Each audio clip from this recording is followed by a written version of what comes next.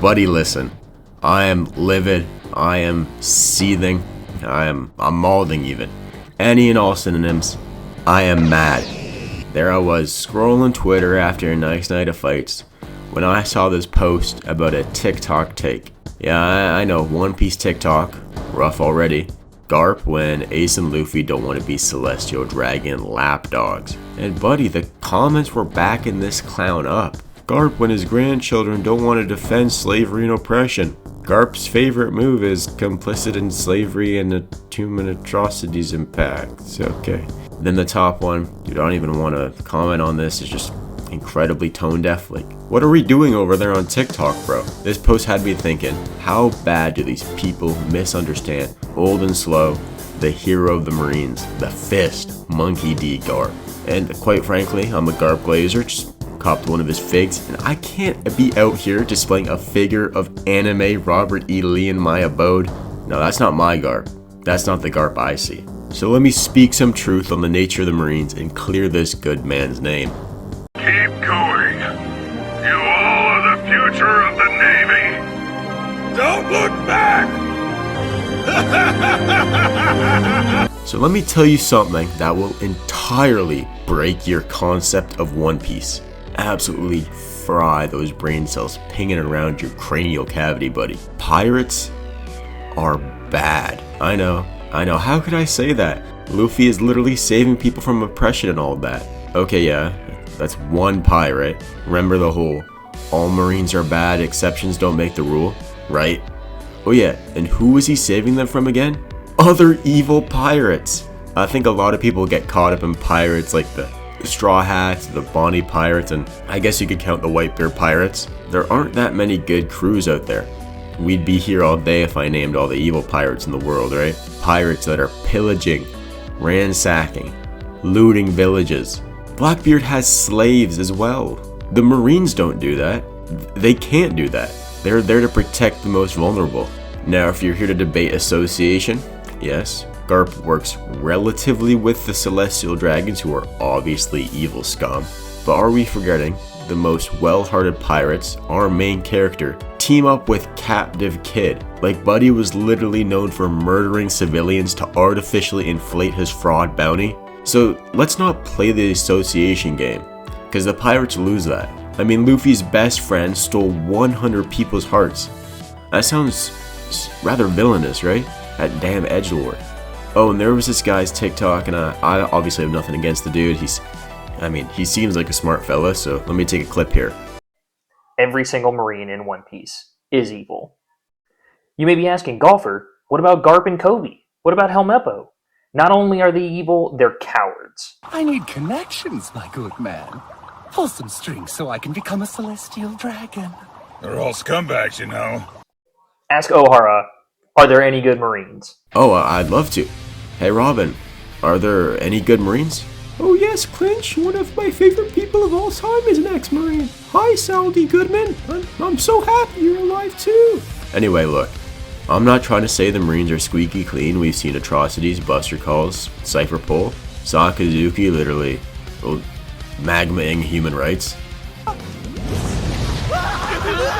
The system sucks, but that's what makes Garp interesting. He's in that system, but he's not like in it. He's the guy who says, screw your promotions, I'm no big business, and trains his disciples, lets Luffy punch him, and does it all with a smile. I mean, he is literally a walking paradox, a member of the D-Clan working alongside the world government. So if you're feverishly agreeing with me, or foaming at the mouth to call me a bootlicker, either way, hit that like and sub button. I don't discriminate in my crew. Okay, now that we're on some common ground, let's talk about Mr. Garp. Yes, Garp may work for the Marines, but he does not mess with the structure whatsoever. Even before the story, he implements his form of justice on the Goldie Ace situation. Do you think the government lapdog would raise the child of the most notorious criminal, let alone let him live? No, okay, well, let me help you with this. They were literally trying to hunt him down. The answer is no. After his exposition introduction in post-Enies Lobby, we get some real character in Marineford. He's clearly having a strong moral conflict whether to go through with the execution of Ace, but to follow his true justice would be to follow his principles, To be a strong man or human in general, you can't just throw away your principles when it's convenient to you. I'll put it in One Piece terms, would be better character writing for Sanji to have spitting bat kicked Khalifa. No, it would be bad for his character even if it leads to a hype moment. He loves his family, but he understands he can't directly stop Ace's execution. So Garp finds a way, sacrificing his own dignity, letting a pre-hockey Luffy land a counterattack and send him hurling into Marineford. Garp was so emotionally invested in this, Mr. Fist almost hopped down from the stands himself and slapped Akainu. I know that's a conversation for another day. Some of you don't want to have that, but trust me, brother. Agenda aside, this was Garp coming to understand his justice. Now this is what I think is most misunderstood about Garp. So much so, I don't even think he is yet to understand it himself. Garp did successfully teach Luffy and Ace his justice. Both of them, at the end of the day, are good people. They unfortunately chose different paths than Grandpappy Garp, but at the end of the day, they are both good people. Ace, despite having his life cut short, was still willing to give it his all to save Wano, and obviously, Luffy is Luffy. I'm sure before the end of the story, we'll get a conversation between Luffy and Garp will drop the line everyone's grandson wants to hear. I am proud of you. Oh, and regarding his relationship to the Marines, arguably his most controversial character trait, his long stay in the Marines. So let me tell you more about Garp. It's really simple. He doesn't agree with some people's justice like Akainu, nor does he believe in the Celestial Dragon system. I mean, that's one of the reasons he declined the position of Admiral, was to have freedom away from those ghouls. Garp stays in the Marines as a Vice Admiral because he believes in justice in the Navy as a concept. Why do you think he's so obsessed with training his pupils? He cares so much about Kobe's squad because he sees them as a path into his vision of an honest and pure-hearted Navy. I mean, that was his entire lesson to Kobe, dude.